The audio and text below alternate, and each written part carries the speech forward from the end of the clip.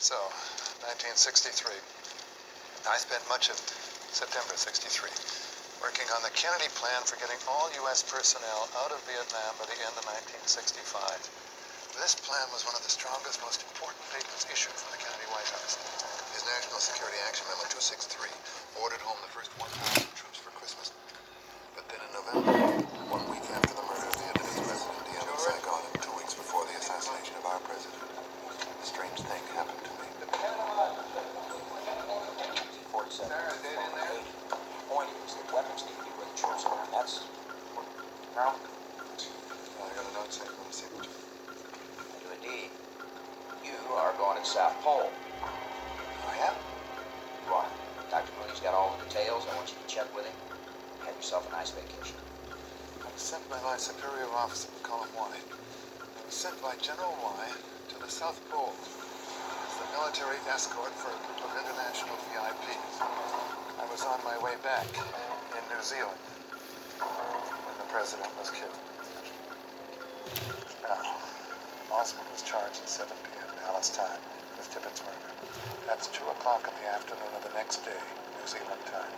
But already, their papers had the entire history of this unknown 24-year-old man, Oswald. Studio picture, detailed biographical data, Russian information, and were pretty sure of the fact that he killed the president alone, although it took them 4 more hours before they even charged him with that crime in Dallas. It felt to me as if a cover story was being put up, like we would in a black opera. Anyway, after I came back, I asked myself, why was I, the chief of special ops, selected to travel to the South Pole at that time to do a job that any number of others could have done?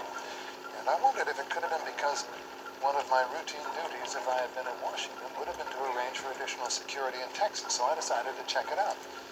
And sure enough, I found out that someone had told the 112th Military Intelligence Group at 4th Army Headquarters at Fort Sam Houston to stand down that day over the protest of the unit commander, Colonel Reich. I believe it's a mistake. This is significant because it is standard operating procedure, especially in a known hostile city like Dallas, to supplement the Secret Service. I mean, even if we had not allowed the bubble top to be removed from the limousine, we would have placed at least 100 to 200 agents on the sidewalk without question. I mean, only a month before Dallas, UN Ambassador Adlai Stevenson was spit on and hit. There had already been several attempts on de Gaulle's life in France. We would have arrived days ahead of time, studied the route, checked all the buildings, never would have allowed all those wide open empty windows overlooking the view. Never.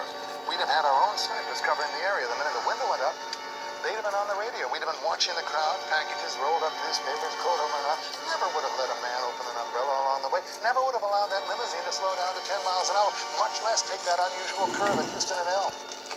You would have felt an army presence in the streets that day. None of this happened.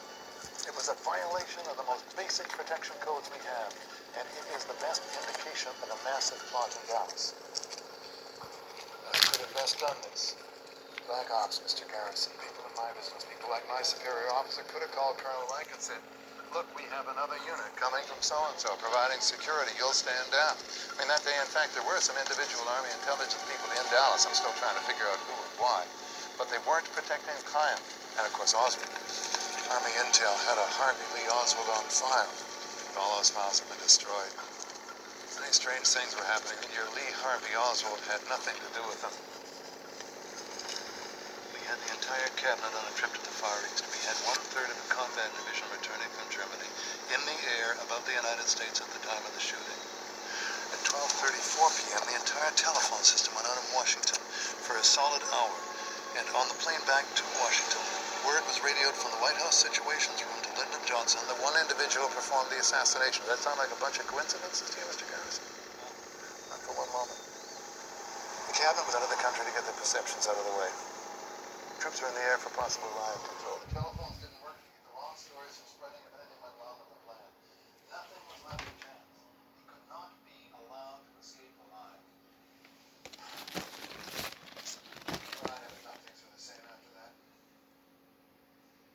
Sounded for real. It was an era of make-believe in the Pentagon and CIA. Those of us who